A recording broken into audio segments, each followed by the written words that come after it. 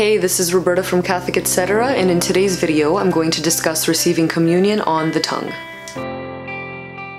I am a Catholic who receives communion on the tongue, but I did not start out that way. When I had my reversion when I was 21, I would receive communion on the hand. So I'm going to use this video as an opportunity to share my journey, and I'll get into some more theological points in the second half. As you may know, I am Croatian, so naturally I am Catholic, but I was not always a seriously practicing Catholic. I was not able to defend my faith. I was not walking with Jesus. I was not concerned about God's will for my life. And then I had my reversion to the faith. I have a video on that. But when I did come back to the faith, I was serious about, and I am serious about, God's will for my life. And every day is a conversation. Lord, what do you want from me? I will do whatever you want. So there is this openness to change that I know has to be there in the disposition of a serious Christian. When it came to receiving communion, obviously the thing that I saw the most was reception on the hand, so that is what I mimicked. I would see people receiving on the tongue. It intrigued me, it compelled me, it made me nervous, because the thought of coming up and receiving on the tongue, well, what if I get spit on the priest's hand? What if I don't do it right? What if Jesus falls out of my mouth? Like there were all of these worries that I had in my internal dialogue. So it was something very easy to put off. And I did for probably 3 or 4 years after my reversion. I can say that my desire for reverence was growing. I had heard the perspective of, if the Eucharist is really the presence of Jesus Christ, if the bread is his flesh and the wine is his blood, why are we not crawling up to the altar on our knees? And this instilled a desire in my heart for increased reverence toward what I knew was the real presence, the miracle of transubstantiation. The bread becomes the flesh. Like, if we're being honest, there are some things that you don't have to Google, you don't have to ask someone about. You just kind of know that perhaps it is the elevated form of worship. And to me, that was communion on the tongue. I knew that it was superior, but my worry and my anxiety about it overshadowed that thing that I knew. So I was at the point in my life where I was attending daily mass, and this was because a person in my life, who is now a priest, said, Roberta, you work these 12-hour days in ministry and you say that you don't have time for Jesus, but if you made time for him, perhaps doors would be opened and efforts would seem less strenuous and all of those things. Don't tell me you don't have half an hour for Jesus. And he was right. I knew he was right. So I started attending. And it was actually during that time that I got the call to move to Mississauga for ministry. That's where I met my husband. That's another story. But if this tells you anything about the significance of attending daily mass, it is that we receive grace in receiving the Eucharist. And that becomes a tangible thing in our lives. So in this 1 month of attending daily mass, I was moved in a way that changed my life forever. Not only that I ended up meeting my husband, which I can't wait to share with you one day, but that during daily mass, on one of these days, I was at a church that was not air conditioned. I was very clammy. It was summer. And I received in my usual way on the hand. And as I went to pick up Jesus and receive him, I dropped him on the ground. And I dropped to my knees, picked him up and put him in my mouth. And I proceeded to cry, to sob. And long story short, from that day, I have never received on the hand. Never again. So I ended up finding out it is the safer way to receive. And I loved the theology about we are not feeding ourselves, like we are being fed by the one who is in persona Christi, the priest who is bestowing upon us this gift of Jesus himself. And so for myself to be doing that, the disposition didn't seem right to me. So there was that.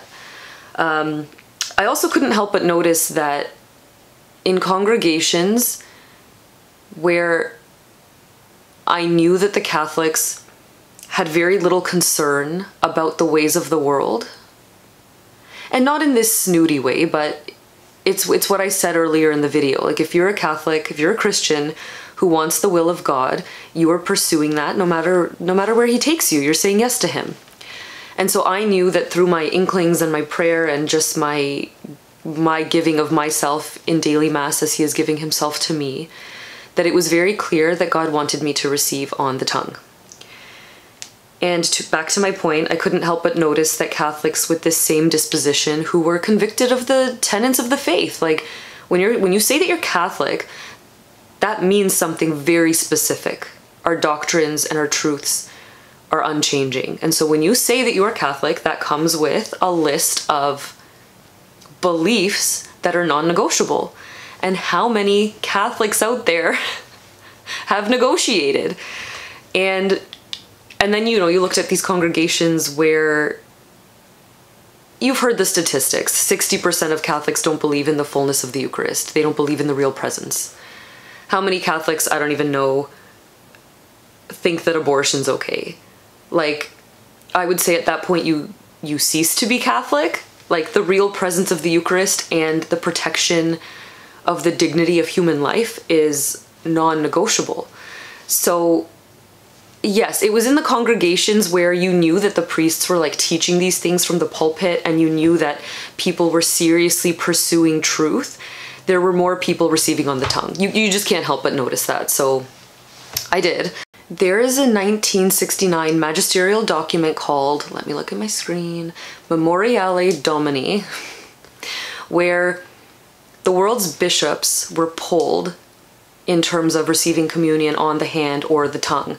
The practice, the official practice, was receiving on the tongue at this point, because as reverence for the Eucharist grew in the church and as Eucharistic understanding grew, receiving on the tongue was the natural physical disposition. So perhaps at one point in church history, people would receive in the hand, but as reverence grew, that changed. So the bishops were polled asking, are you open to the practice of receiving on the hand?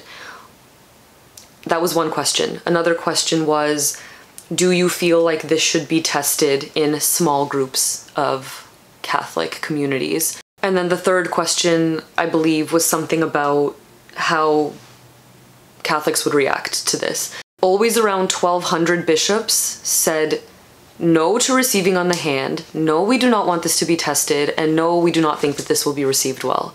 And it was always between 600 and 800 where they said yes to these things. So right away, it was voted on, and the answer is no, keep the practice as it is.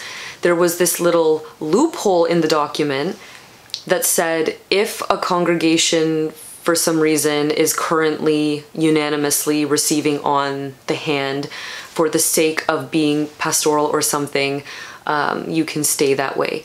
And then what ended up happening, we just saw the growth of receiving communion on the hand, and many congregations and regions and cities and states and whatever started receiving on the hand when they were not receiving before this document.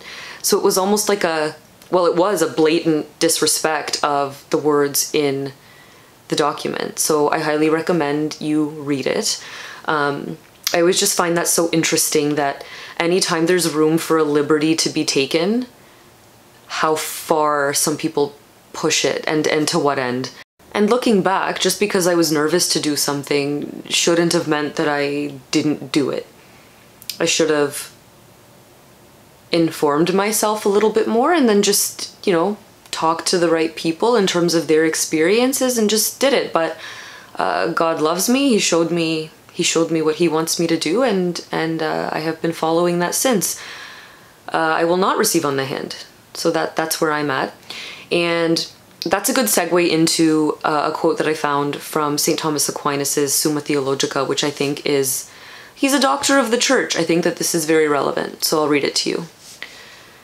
Because the priest is the appointed intermediary between God and the people, hence as it belongs to him to offer the people's gifts to God, so it belongs to him to deliver the consecrated gifts to the people. Out of reverence toward the sacrament, nothing touches it but what is consecrated.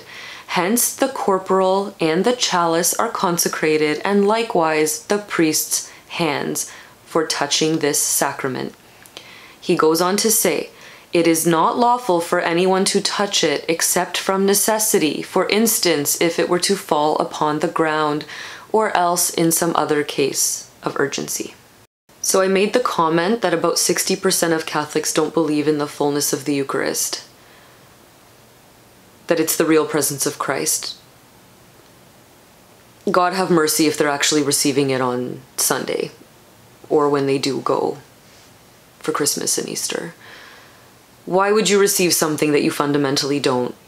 Like, you know what the church says on it, you don't think it's that, and you're showing up receiving it.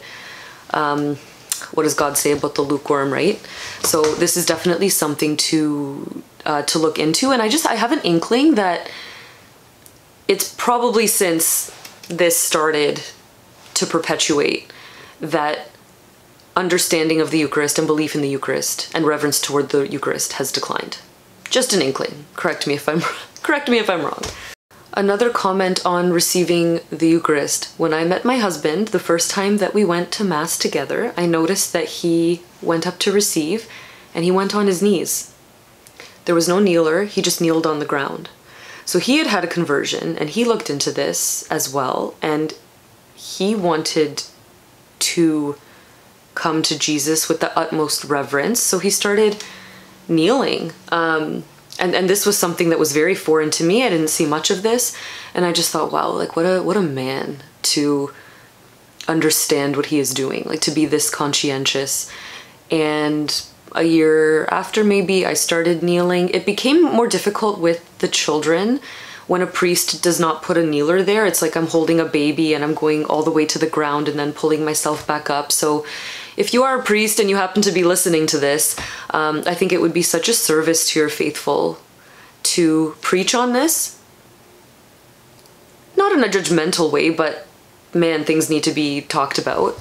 And then to also offer your congregation kneelers. They're usually sitting there for weddings and whatnot. They're usually around, so to put it in the middle, so as people approach, they have the opportunity to kneel, especially after you've educated them on what we're doing as we are receiving our Lord. They'll want to. It does make it a lot harder, especially again for moms carrying babies or people with arthritis or whatever, if there's no kneeler there. So it would be such a gift if unanimously, like what a gift it would be if priests just did that for us. And if it did not come through in this video, which I hope it did, to be a Catholic Christian who is much less concerned with self and just extremely concerned with, Lord, what do you want for me in my life? And how can I grow more and become more holy and be more of a witness to you? I would bet as we start living with this disposition, God will tweak us all in these different ways. So thank you for being here. I look forward to seeing some of the comments, and we'll talk soon. God bless you.